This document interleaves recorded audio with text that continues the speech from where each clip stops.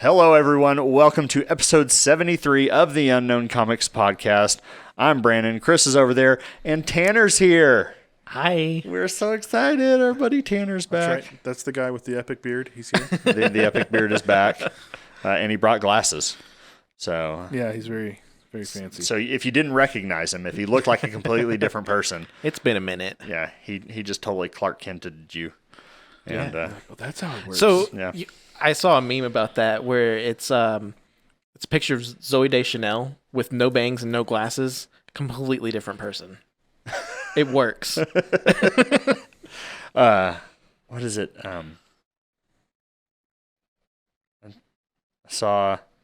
Oh, it showed up on my Facebook feed today, and it was like literally it was a clip from like a 1983 issue of Superman where he's fighting Apocalypse, not Apocalypse, but Apocalypse, and I guess Apocalypse used his Omega beams to summon forth Superman in front of him, and it was Clark Kent. And he's like, "Who is this person?" And I'm like, God, they just like lean into it just as hard as humanly possible.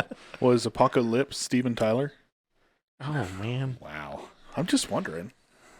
I have nightmares about that one. For today. Yeah. All right. All So, what's happening at Unknown Comic Books? Let me tell you. We are, of course, have lots of great exclusives coming out. Have Darth Vader exclusive pop up yesterday for Hidden Empire 5. Really cool thing about this exclusive is Darth Vader is at a Maxine station. If you don't know what that means, that's where Snoke hung his hat, and also that is where the Drengir were found in the High Republic era. So really cool to see Vader visiting the Maxine station in the comic books for the first time, and we have that on our cover for Star Wars Hidden Empire 5 that launched yesterday. Tomorrow we've got some new stuff from Marco Terrini, White Queen, for Immoral X-Men, and what else we have tomorrow? My brain just died. It's a good one. Oh, Nathan Zerdy, X-23 Deadly. The Deadly Regenesis. Regenesis 2 is launching tomorrow as well. Yeah. Yeah, and then next week we've got some really good ones. We'll put out the schedule for that a little bit later today, but I can tell you what those are because I have them. And while he's looking that up, if you In would my like to chat. see these covers, every Friday at 5 p.m. Central, we post This Week at Unknown, where you can see all the books that we released from our partner stores over the past week, and also all the books that we will be launching the coming week. So all the books that he's about to announce, you will be able to see for the first time tomorrow, right here. If you're watching on YouTube, it's right here on YouTube. So. Yeah, so next week we have Miles Morales Spider-Man 5. We got art from Tyler Kirkham. It's going to have a little mashup of, or a team-up, I guess I should say, of Miles Morales and Felicia, Black Cat. It's a really, really cool cover. We've got a Cosmic Ghost Rider number 2 from Marco Mastrazzo, featuring, of course, Cosmic Ghost Rider and Silver Surfer. And also Ivan Tao's next graffiti wall variant on Strange Academy Finals number 6.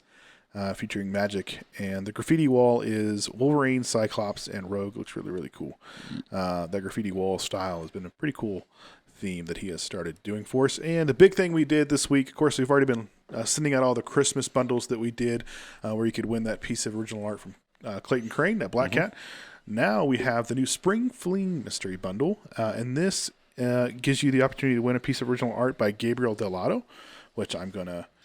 He's going to show the video viewers. So if you are listening to the audio version of the podcast, you can go to youtube.com and view the video version. And he is.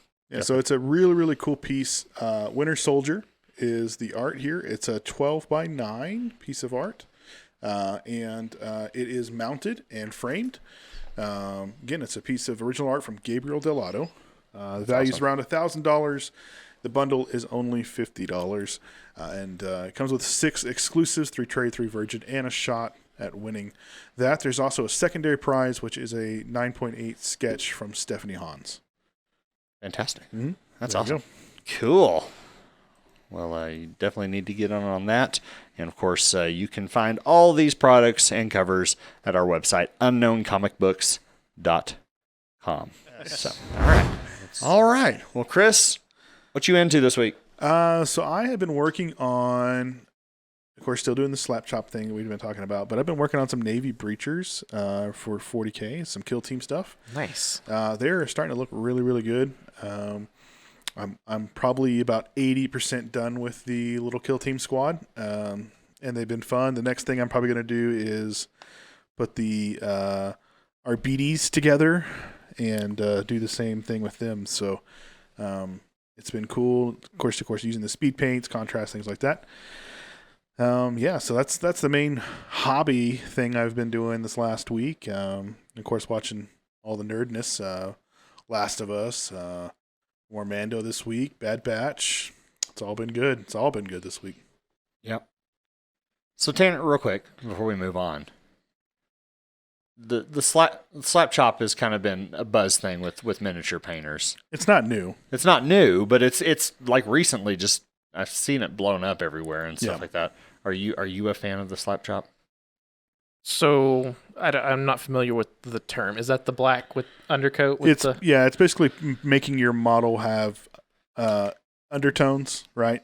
Basically, it's black, and then you are you're dry brushing it basically in a certain direction to kind of give it that. And let me lay some knowledge on it. And then going with contrast over. It's been around forever. It's not new. The original term is zenithal highlighting. Well, so zenithal is sprayed. It's a different thing. Okay. Yeah, it is a different thing. Yes. Yeah. It is a zenithal effect, but it is with dry brushing as opposed to... Yes, I have seen the technique. I don't typically do it. I don't use very many transparent paints. Yeah. But I do think it's really cool and a fast way to get lots of depth in your composition. Yeah, if you know... And of course the big benefit is if you've got a massive models to paint like a 40K or whatever, it's a quick way to get them on the table. I will say the latest round of contrast paints they've put out are a lot higher quality than the original. Yeah. So I would see it as a more viable technique now. Yeah. And that's what I've been using mostly. Have you used the Army Painter stuff yet? I've not. Have we gotten any of it yet? I've ordered some and it just never has come. So I don't really know what's up with that. Yeah, I haven't seen where to get a hold of it in town without having to, I think, order it directly from Army Painter. Yeah. That's crazy. Okay, cool. Sorry. Continue. Tanner, what nerdy stuff you been up to this week? I've been doing all kinds of stuff. So I finished a book called What Moves the Dead by T. Kingfisher. Okay. It's so there's a fungus out there that can like take control of ants. Yeah. Yes. It's basically that, but with people. It was good. Have you watched The Last of Us? The Last of Us? It wasn't so. it had no like physical traits like The Last of Us. Okay. It was more just taking mind control. More mind control. Yeah. Okay. But yeah, it was a good little read. I got caught up on my Warhammer Plus. Iron Within was really good. That was good. And then I enjoyed that. For hobbies, I've been I painted some Imperial Fists. I'm working on the Cursed City box, and starting probably this weekend, I will be printing my first Astartes helmet.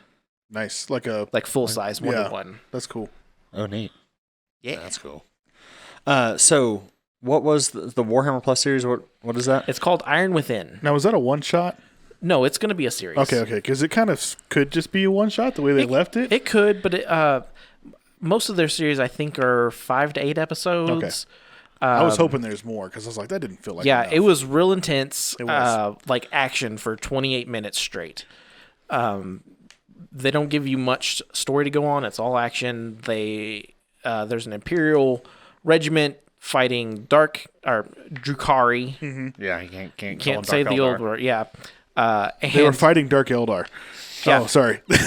They can't do anything. That's why they changed the name. We can say whatever we want. They can't do nothing. Yeah, so they're like keep retreating. They're losing, and one of the astropath is like, we have this ancient ritual we can do. We used to send tithes to the angels, so we can. And they said they'd come if we summon them. So finally, it gets to the point where like, okay, let's do this ritual. Let's summon the angels. Okay. And so they do this, and they're trying to get the Space Marines to come. Well, they didn't realize they were calling the wrong Space Marines, and the Iron Warriors show up. Oh, no. Yeah. And now it's a Chaos Planet. Yeah. The animation was really good, though. Yeah, it was good. Color was good. I like the fact that it was, all of it was like really, really on point. It was still, some of that kind of like a little bit older style of art, but it still worked really well. I mean, it was like a high quality video game cutscene. Yeah. Nice. Okay. So real quick, Chris, to double back, you have a shameless plug. Oh, I do. Don't forget your shameless plug. Yeah, I've got a shameless plug. So I recently started my own little online coffee company called Super Joe Coffee Company. And if you're watching the video version, you can see his. I got a hoodie on here. So check it out, superjoecoffee.com. You can subscribe and save and get coffee to your house. How basic is your coffee? Like, am I going to feel basic enough? Yeah, they've got just basic stuff. And you then pumpkin spice? We have all the flavors. All the flavors. We've got blends, single origin, blends of different places. You got flavors, mocha, turtle, caramel. The important part, do you have K-Cups? No. Dang it. That is something I am going to be working with them on, because that is an option. Okay. But they also have sample bags, too, so if you want to try a couple of different things, you can do that also. Cool.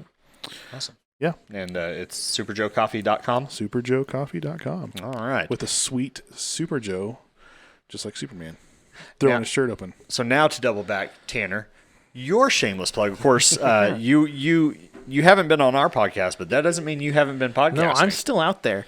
My wife Amanda and I have started a spooky podcast. We are called Reapers Creepers. Oh, the logo's right there. Mm-hmm. So we talk paranormal, cryptids, folklore, dark history, all that sort of stuff. You can find us on Acast, Spotify, Apple Podcasts, Facebook, Twitch, all the Instagram, all the places. So kind of keeping on that same subject, did you watch on Netflix, just came out this week, I believe, Lockwood & Co., based on the graphic novels? I have not. I haven't had much TV time this week. I think you guys would like it. I feel like you guys would probably finish it in one go. Yeah. So it's PG-13. There's nothing intense or scary about it, really, in my opinion, but it is all about ghost and ghost hunting and stuff like that. So what we did do, our last episode was about Slender Man. Okay. In preparation for that, we did watch the 2018 Slender Man movie. It has horrible reviews. I've never heard of this, so I thought it was a decent movie, but I'm really bad at watching horror movies after dark. I'm not good at it. I like the daylight. But that's the only time we had to watch it before we could record. So we're watching this movie, and I'm just wound up like a spring. And Amanda just turns to tell me something, and I'm like, let's be honest. It doesn't take much to scare you in the first place. It doesn't. That was one of the pastimes when you worked here. Was just how do we walking scare down the hall? today? Yeah. Yeah. And it doesn't take much. That's awesome. So Reapers Creepers, and you can pretty much find it wherever most podcasts are. So awesome. All right, myself, I pretty much only had TV time. I don't hobby, so I don't know why I'm never gonna have a hobby segment. If you do, it'll be that you opened up a new box of something. I opened a box of something. Box opening's a lot of fun. I will say that. You know what? Okay, I do hobby, but it's a different kind of hobby. I make crap for Tabletop Simulator. Yeah, you do. Digitally. Holy That's crap! That's still you pretty do. cool. And I do a lot of stuff to make custom stuff inside of Tabletop Simulator. Yeah. So he'll show me some of the stuff he's doing, and I'm like, I would never do that. Yeah, I would never spend time doing that. I love doing it, and like, I mean, I like making stuff inside of it, and I may never even play it, but I like making stuff, and I'm very particular about how it looks, and I want it to. If anybody out there plays Infinity Sci-Fi on tabletop, you have pretty much a good majority of that is that guy right there that made all that stuff. Initially, I'm not part of it anymore, but yeah. So I just so I do hobby. Okay, doubling back. I'm not completely caught up on Picard. I'm caught up as of last week. I did not watch today's. I normally watch it at lunch, but it was a crazy day. I'm liking this season of Picard. Yeah. I think it's just a throwback to all the characters coming back. That, and they're bringing in, if you watch Deep Space Nine, they are bringing in stuff from it. Cool. Namely bad guys. Bad guy? Bad organization. So I believe that's where they're going. They haven't outright said it, but they're echoing that the Dominion is going to be much a part of this season, which is really cool. Interesting. And just a lot of the new characters that they've mainly new character. They've introduced one big new character, and I think it's really good. Hey, you said you think that person's gonna I think they're gonna prolong this into their own thing, right? I think they're gonna do a spinoff, which I don't know. That said, they announced Discovery is going to be canceled. Season 5 will be its last season. That doesn't surprise me. That's been the hardest one for me to watch. Strange New Worlds. That could go on forever. Is still happening. That's awesome. But people are worried about it now, just because it's hard to tell with these companies what they're going to cut and what they don't want to cut, especially Netflix. But no, Picard's really good. My wife and I are getting more caught up on Yellowstone. That's one I still got to get to. It is. That show is. It's an intense show. Yeah, I feel like if you can't put some time and effort into it, then you're gonna forget what happened, and that's it's good, and we're trying to plug through it because it seems like it's on borrowed time because there's a lot of rumors that Kevin Costner's pretty much pulling out of it, and he's the name that's attached to it, right? Yeah. But it's really good. And then I finally finished Castlevania, the Netflix anime series, and it was one of those shows that I'd watch a little bit and then I'd come back to it later and watch a little bit more and come back to it. It's just really freaking good. Mm-hmm. Like, it's actually got me wanting to go back and play like a lot of the old video games, just because, and it like the voice acting, it's a lot of proper proper actors, really. What did you think about sorry to interrupt you, but the announcement of the TMNT casting? I thought it was kids? way cool. I mean, the new one, the Seth Rogen one. Mm-hmm. They're just no-name kids, aren't they? No. Well, no. There's a huge cast of people. Paul Rudd, Jackie Chan, Ice Cube. Jackie Chan is Splinter.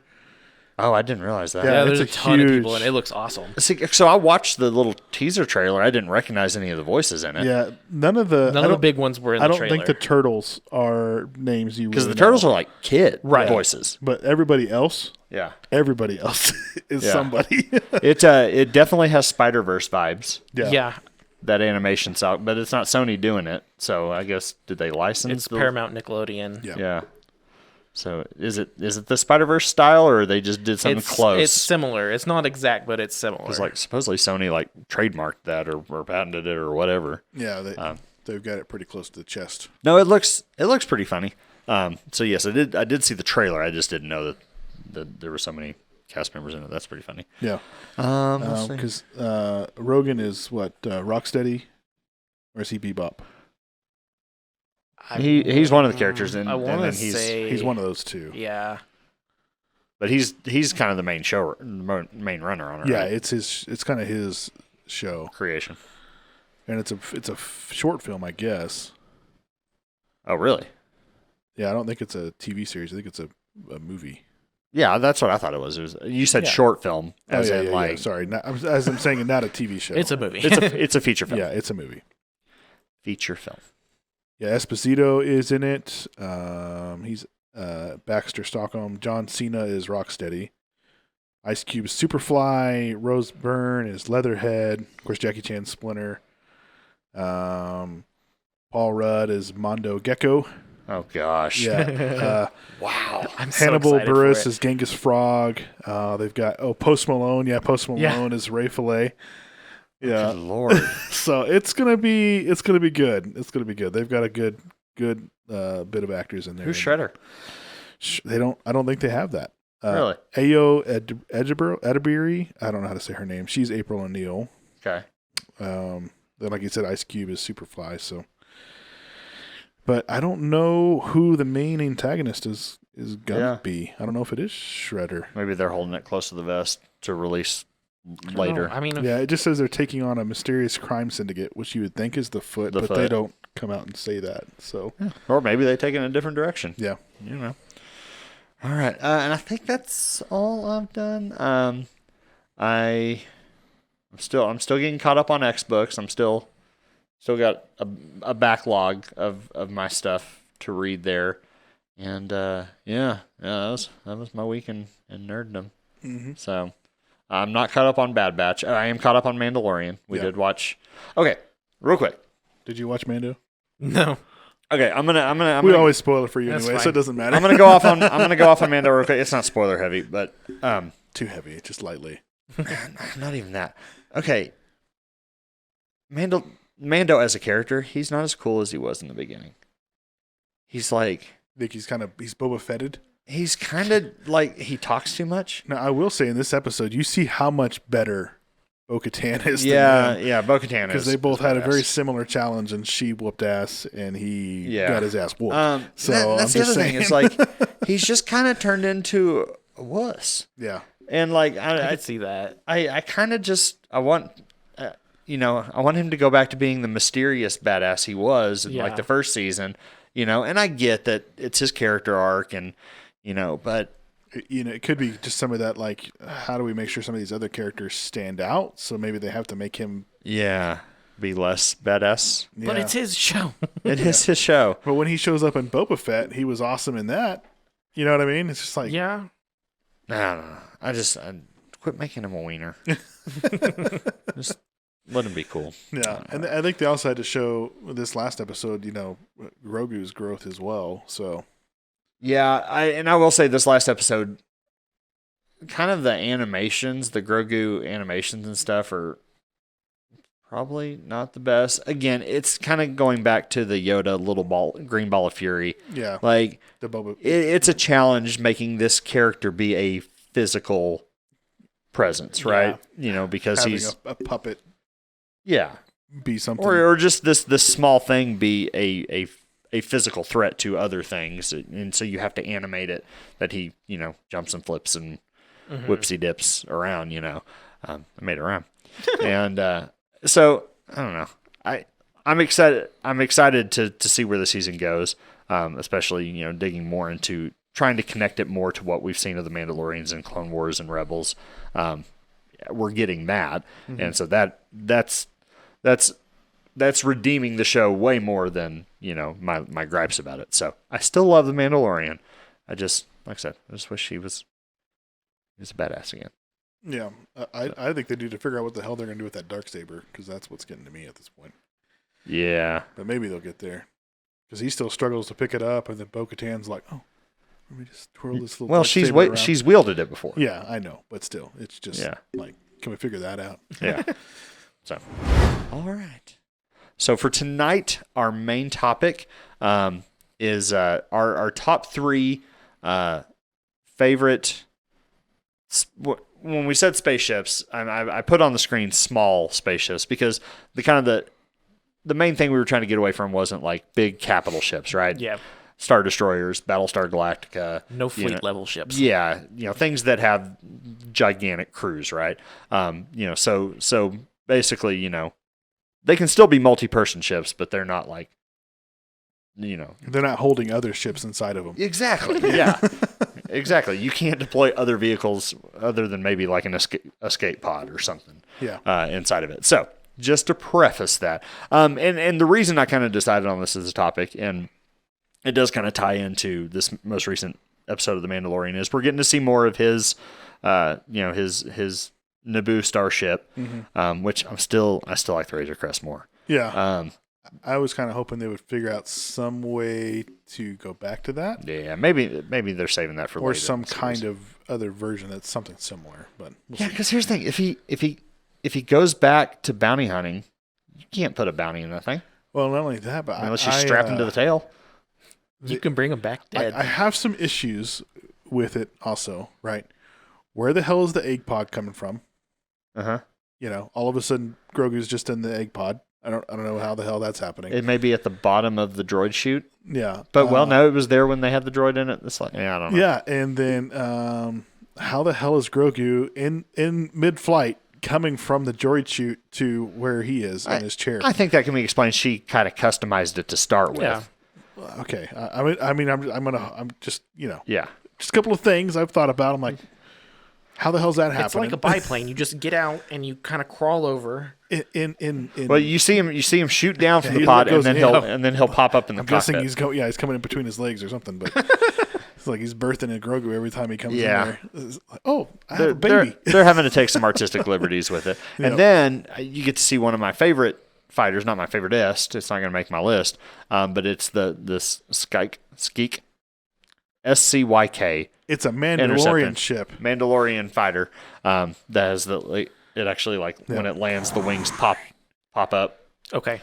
And then that's the first time live action, right? First time in live action that you've actually seen one of these. You've seen it in Clone Wars and Rebels, I believe. Rebels has them because Sabine and them have to go. The Concord Dawn flies them. Pretty much every Mandalorian flies them, and they're really cool fighters. And they're really cool on the X-Wing tabletop game too. So you get to see those live action. So we're talking small starfighters and small ships tonight. So here we go. So for me, of course, as soon as they threw this topic out there, I was like, these two guys are probably like, oh, blah blah blah blah. They knew. We actually have to say the ship for the audio listeners. We can't just start talking. So my number 3 is the Millennium Falcon. But to preface that, you jerk. The slideshow. All of my stuff, I was just thinking in my head, okay, so just when I think about starships like this, what are the ones I just think about? I don't really know if it's favorite or not, but these are the kind of ones I thought about. And Brandon and I both talked about this before the show. They could have all three been Star Wars. We chose to mix it up a little bit. Kind of hard finding something that wasn't Star Wars. Yeah. So number 3 for me, of course, the Millennium Falcon. I think just ultimately, you think about Star Wars, you're going to think about this ship. You think about going to the new Star Wars places that they've opened up at the Disney parks, and they have the Millennium Falcon there. You're going to want to go to visit it. Yeah. I mean, it's got such a huge part of the story for everything that you can think of as far as the original trilogy goes. I mean, it's a great ship. It's a big part of everybody's childhood. Yeah. So, I mean, you had some way, shape, or form, you probably had a toy of this. Now, I'm going to see if anybody else felt the same way. When I was a little kid, of course, I raised on Star Wars. I don't remember the first time I ever saw Star Wars. It just was in my life forever. When I was little, I completely thought the cockpit was in between the two, the nose gap. Because in my brain, that's where it has to go. It has to go in the middle. Yeah. Oh yeah, I could see that. But I don't ever remember not having Star Wars. And I don't ever remember not having the Micro Machines Millennium Falcon that opened up. That's what I remember, right? So you could open the cockpit. Yeah. So for me, it was always really weird that it wasn't in the middle. I was always like, I did think it was weird it wasn't there, but But then when you go back and you find the storyline, oh, there was a pod there. It you kind of get all that they've added to it, right? Well, but at the same time, at least it makes the thing make sense. You get older and you realize there's no aerodynamics in space, so it doesn't matter. It does not matter. It doesn't matter. The only thing it does matter is when you're trying to park it and you're like, how much further do I have to the left? Yeah, I know where I'm at on the right hand side, but the left hand side. That's why you have backup cameras. Yeah, right. There's some sensors. Yeah. Chewie, tell me how much room I got left. So that was your number 3, the Millennium Falcon. So we'll move on to Tanner's number 3. And I accidentally spoiled it. I accidentally put it on screen. A true icon of science fiction. So is it the Planet Express? I know Planet Express is the company. It's called the Planet Express ship. Okay, the Planet Express ship. I didn't put ship on the title. And once you put your talk on this, I have something to say about it. So, of course, this is from the television show Futurama. Yes. Futurama's always just been one of my favorite, I don't have anything left, but I want to keep something on that I don't have to think about show. Yeah. Because I really feel like I would be Fry if I ever ended up in the future, just amazed by everything and living my best life. So what dog would die waiting on you? And does your heart break every time you think about it? Every time. There's episodes of that show that hits me straight in the feels every time. Yeah, I think it's quirky little ships that they do all kinds of weird stuff with, and I don't know, it's just cool. And it defies physics. It defies physics all the time. It can survive exactly 0 to 1 atmospheres of pressure. Fun fact. Yeah. So I will say, when Brandon was going to put this up on the screen, he was grabbing the image, and I was like, "Why are you grabbing the Pizza Planet ship?" And then he was like, "This is the Planet Express," and I was like, "Dude, it looks just like the Pizza Planet one." So it does. There's a lot of similarities there. And then we went and looked at it, and Pizza Planet was first. Just letting you know. When I guess it was 2 MegaCons ago. Yeah. I got a watercolor painting of it, and somebody commissioned it for you. No, it was just a print. Oh, okay. But no, I guess it was a chalk painting. It was from that chalk painting booth that was just down the aisle from us, and she was working on a big old piece of I don't remember what she was working on in the show, but Bill, what's his name, that voices Fry, was supposed to be there, and then he canceled like right before the show started. I was Billy West. Billy West, yeah. He was also the voice of Ren from Ren and Stimpy. Yeah. Yep. Or is, I guess, whenever they reboot it, he does it again. So, all right. Are they bringing that back? They've brought it back a couple of times already. Oof. Yeah. I feel like that's one that somehow, I mean, I guess if it's, that show's terrible. Ren and Stimpy is awesome. Oh. It's not good, but it's awesome. Yeah. It's, oof. Yeah. I don't know. That was a kid's show, by the way. Yeah. Point that out. For the most part. Yeah. All right. Moving on to my number 3. It is the Rocinante from The Expanse. Did either of y'all watch The Expanse? I haven't seen the latest season. Okay. But I have watched, was it 5 seasons? Or 6? Ooh. I know I've watched at least 5. 4. Yes, I believe 5. Maybe 6. Crap, I don't know. The last couple of seasons were pretty short. Okay. But this is a really cool ship. When you put that on there, I was like, ooh, I almost wanted to say that too, but I'm going to let you have it. So this kind of goes back to, of course, it started life. It was the MCRN Tachi. It was a Martian Corvette that the crew, Martians would say they stole it. They just kind of inherited it and made it their own, called it the Rocinante. Unofficially, then officially. Yes. Yeah, eventually it just kind of became theirs. And Martians were still butthurt about it. But this kind of goes for all the space combat in The Expanse. You don't want to use the term realistic for a science fiction show because it's still freaking science fiction. It's still saying people live on Mars and in the belt. Yeah. But it is, of science fiction that you can read, it is quite grounded. I think it does a really good job. In physics, how space travel would be. Yeah. And how flying one of these ships would be and what their weapons would do. Like the best thing is like when the Rocinante is kind of like turning and firing its guns and all the bullets like spiral out because they would just go in their directions, right? There is no dogfighting in The Expanse because that doesn't exist in space like it does in Star Wars. There's no friction, so bullets just travel for flicking ever, and they don't slow down anytime soon. Yeah, they put a lot of thought into the actual space part. Yeah, what's going on, and like how they actually have to stop. The ship has to actually flip and turn backwards and fire back just to stop, cool. And the amount of G forces that they sustain, like they actually have to pump a fluid into their body to actually be able to withstand the G forces of stopping. Yeah, The Expanse is just a great series. I recommend it to anybody, and everybody has freaking Prime Video anyway.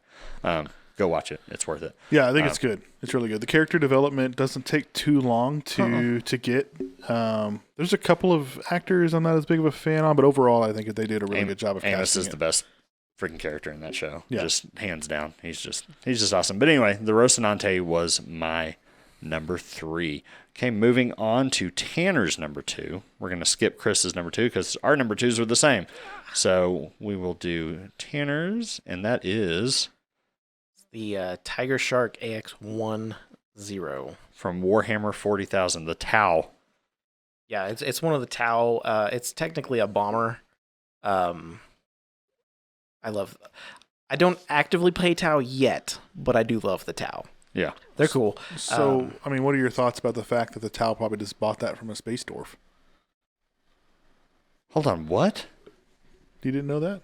That the Tau buy all their stuff from the Voltan or whatever they are? That's what they're saying. I haven't seen that yet. But they're not even real creators or inventors. They just buy stuff from space dwarfs. This one, I guess, kind of skirts the line because the game takes place in atmosphere, Yeah. but it's still a spaceship. Yeah. I kind of feel like it would most likely still make it in space. So yeah, for sure. Yeah. It's very, I like the manta-shaped ships that they have. Yeah, you it know? does look really cool. Now, this one on tabletop is not as big as the manta. No, there's not much on a tabletop that's as big as the Manta. No. But this one is larger than the Citadel ships that you can buy. It's a Forge World ship. Okay. Yeah, I think Yeah, they're the Tau vehicles have a very cool aesthetic. Very. they're like Gundam-esque. A lot of yeah, their stuff. I can see that. Not super hard lines. It's not like bubbly organic looking, but it's not like sharp, right. jagged. Not like it's damn near not gothic like No. all the Imperium stuff. No. I couldn't bring myself to choose an Imperium ship. I At least will- not small scale. I will say, as far as 40K vehicle disparity, like the difference between an Imperium carrier or capital ship and then their smaller craft, What they like, actually feel. the aesthetic is completely different. Yeah. Yeah. Like their capital ships are floating cathedrals, but their vehicles are just, And normal vehicles. it made a little bit more sense with like the original rhinos and stuff like that because they looked a little bit more, yeah, they had, with the stacks the way they were and stuff like that. But when they upgraded them to that bigger chassis, it did kind of take away from the aesthetic a little bit. Like the sisters immolators and stuff kind of have that a little bit, but Yeah. not. Yeah. Which, it also, you have to look at how pious each individual subsection of the Imperium is, because Space Marines typically are not. Yeah. But the sisters are, and all that cathedral stuff has to do with the Yeah, I guess Ministorum. because are the Space Marine big craft, are they as gothic looking as, or do they? ish. They still have a bit of it, but they're also their more gothic crafts are 10,000 years old. Yeah, they're older. Yeah. So And they are during- the Imperiums. During the Great Crusade, that was more not so much religious, but that was the Imperium's Renaissance. Yeah, And so it was That all makes sense. about art and being gaudy, just like our Renaissance was. that makes sense. All right, let's go ahead and move on to Chris and mine's number 2.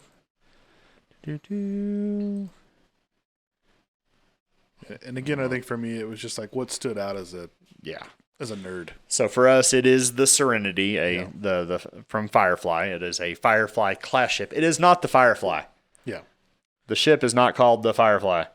It is Serenity, and it's a strange looking ship. It looks like a bug with a light up butt. Yep. Hence the name. But it kind of for me, and I don't want to speak for Chris, but it has the Millennium Falcon feels, right? Yeah. It's that home ship, right? That the Millennium Falcon is Han Solo's home. The Firefly is, Yeah. that crew's home. Yeah.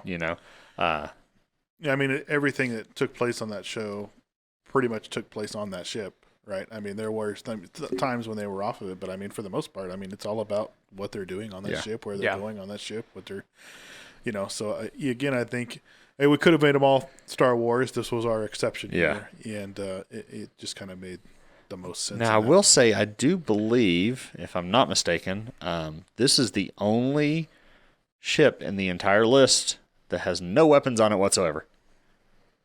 Why even have it? If you can't blow anything up with it, why most of even their- have it? Most of their ships that didn't have weapons, right? In Firefly? Yeah. It wasn't a big part of it, and Yeah. and that might have been limitations to the animation for television Yeah. back in the early 2000s that they just didn't. Most of it was more ground level when it came to that. Yeah, like Antagonist the stuff. Reavers had stuff that would Stop you so they stop the ship they could to board you. board and stuff, and I'm sure the Alliance had something. They had to have, but it was never the point of it, right? It was. It was well, and that also wasn't that type of show. I just want to point out again that Disney owns the right to this now, and if you don't want to put it on Disney Plus, you can make a Hulu series. Just throwing it out there. I know they had talked about it, but I haven't heard anything about it in about a year. I think the problem is one, getting the cast, available at the same time. I think at this point, I mean, or you move to other parts of that world. Yeah, or that universe, or you just say, we're going to redo it, and that's and just recast. Just start it over. I know you don't want to, or maybe you could keep some of. I know they had a comic book that just kicked off, and the comic was 20 years after the original series. So I mean, they could go Firefly: The Next Generation. Yeah, it worked for Star Trek. Yeah, they didn't have to bring the original cast back for that one. So not until they made a couple of movies. No. All right, that was our number 2. So let's move on, Chris. You're gonna stay up. We're gonna go to your number 1. So this is officially not called this anymore. It is not the Slave One anymore. It is the fire spray? It is now Boba Fett's fire spray. Boba Fett's fire spray. Fire spray is the class of ship. It is the class of ship. Yeah, the Slave One or Slav One or whatever people want to say. I've heard it different ways. But again, I think this is just one of those ships when you watch Star Wars when you were younger or at any age, and you're like, that's so cool. That's so cool. That's so cool. And then when we got to, Boba Fett, when he, did that first mind drop in Boba Fett, and everybody was like, you're just like, whoa! Like, it's just one of those like exciting things to hear that sound again. Yeah. It's just such a cool ship to see how it takes off. How he flies it, the fact that it flies vertically like this instead of, horizontally like the rest of the ships. I mean, just all the different things that are about it and seeing it in the different shows, Rebels and everything like that. Of course, all the movies it's been in. So I will say about the Slave One, I would probably pass out trying to prep that ship for takeoff and landing. Yeah, trying to figure out which way the room's supposed to be. Yeah, you're pretty much just laying on your back as you're getting in the ship and here's the thing is like, I mean, it's how you would be like in a modern day aircraft right now, like NASA. You're laying down like this before. It is true. You go up in the air. It's very true, but with all the other ships whose cockpits moved, like the Slave Ones. Could move. Yeah. I mean, it would now. I will say if it, and I'm gesturing on the video, so if you're listening, you're just gonna have to deal with me. If this is the Slave One vertical and this is the cockpit looking out, when you'd go to land, your cockpit wouldn't face out. It would face inside the body of the ship. Right. If it had a gyroscope that actually laid it back down. So because could you imagine it would also have to rotate. Design on the inside if it didn't, and you had to have walkways on the ceiling and walkways on the wall. Yeah. The ship just does not work. No, I will say I'm curious. I don't know if they've ever gone and done a story arc on where the ship came from. It's Legends now. Okay. But the reason it's called Slave One is because Django stole it from a slave yard. From Trandoshan slavers. Yeah. All right. Well, there you go. That makes more sense. I was like, I don't know if they've ever gone back to that, but. Well, I don't think they will at this point because they don't want to call it that anymore. No, they could still have a similar story arc. They just wouldn't be called that, or that it was called that and he renamed it, or he never called it that. Yeah. A couple episodes of Bad Batch, which that would have been a really good. I mean, it couldn't have, but a couple episodes of Bad Batch ago, they had the Trandoshans getting slaves from Kashyyyk. So, it's not like they're not saying that isn't a part of everything. Still, right. It's just. I mean, it would have been cool if a ship like this would have. Well, and I think, and here's the thing is when it was initially called Slave One, Boba Fett was a villain. Yeah. Yeah. And now he's not a villain anymore. Yeah. He's a character that everybody grew to love. So now he is a protagonist. Well, protagonists can't have that ship. Right. And it at makes least not sense. that name. That name of that ship, yeah. So it is now Boba Fett's Fire Spray 31 is actually the full. It's Fire Spray -31. Thank you very much. Actually, It's fancy now. yeah. All right, Tanner. That's the Tarjay name. Here comes your number 1, and by the way, all of our number 1s are Star Wars. Yeah. Because again, just like Chris said, we probably could have just made our top 3 Star There's Wars. so many. We could have had 9 Star Wars ships on here. Yep. Mine's the B-Wing. This is a great ship too. Speaking of rotating cockpits, I think it's just such a cool, unique design. Yeah, rotating everything. Yeah, because for one, space travel is already weird with no up or down. Yes. But you don't have to worry about that in the B-Wing because the ship just moves around you. Yeah. Yeah. Every direction is up. And I don't even think the cockpit actually rotates. It's everything else that rotates. Right. Right. Yeah. Yeah, it's all relative, right? Yeah. I mean, you can. It's relative to the pilot. So you know. they for Star Wars Squadrons, it wasn't at launch, but they actually brought the B-Wing in the game later, and that's the Xbox.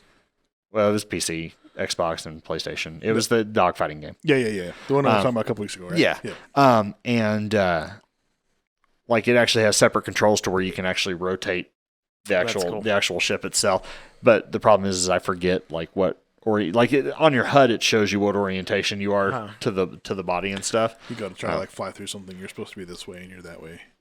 But I will say I'm like this does nothing. Like I'm just rotating this thing for no reason because all my guns still shoot the exact same spot. Right. You know. I like the for whatever reason I like the Star Wars ships that the wings lock into place for battle. And the B-Wing does that. Yeah. They open and close. The S-foil type ships. Well, there you go. So the B-Wing and it packs quite the punch. It's a heavy. It's a heavy. It's a capital ship fighter is what it's. Yeah. The way you have it on your screen, I think that's the way I like the layout the most, where it's actually vertical. Yeah, I like that. No. And it looks like a T, even though it's a B. All right. So moving on to mine. Mine is the opposite of that spectrum of being a heavy fighter. This one is probably the lightest fighter in the main canon, and that's the TIE Interceptor. And it has lots of different iterations. Oh my gosh, it just looks so freaking cool. It is probably the most useless fighter. Knowing that this is your number one, and knowing that I got to be right next to a live 1-to-1 scale of it last year, that was a basic TIE fighter. Just makes me feel guilty. That was a basic TIE just fighter. saying. That was not an interceptor. And interceptors are different. So interceptors are they're glass cannons, right? Yeah. They pack a hard punch, but they don't take anything, even compared to normal TIE fighters. Normal TIE fighters are glass cannons in themselves. Mm-hmm. This was even more so than the rest of them. Super fast, super maneuverable. Didn't have a lot of heavy ordnance. Just was a dogfighter.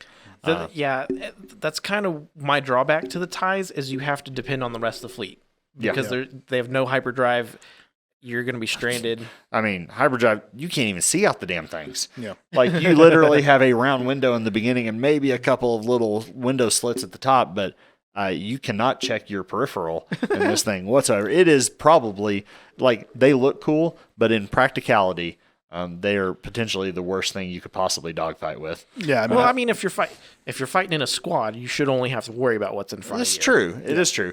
And I will say, like, in games and stuff and playing, they make up for it in that they're just hard to freaking hit, right? Yeah, they're fast. They're fast, they're maneuverable, yeah. and they just get out of the way. So this one, for those watching video on screen, actually you can see the red stripe in it. That identifies Saber Squadron. So if you watched our last episode where we talked about our top 3 expanded universe, this is actually Soontir Fell's TIE Interceptor, who is one of my favorite Star Wars characters. So, yeah, I love it.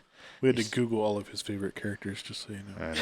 Nobody knew who his characters were. It's awesome. So that was our top 3 small spaceships, and that was a fun list. Like I said, I just top of my head, if I had to make my top 3 Star Wars small craft, I guess we would say small craft would probably be an apropos term. It definitely would be the TIE Interceptor at the top. Then probably I do love the B-Wing. It's super cool. And then my third Ghost, X-Wing. X-Wing's up there too. I think the X-Wing's just an iconic ship. I do like Vader. It'd probably be Vader's TIE Advanced. Yeah. Just Vader's pretty nice too. His TIE.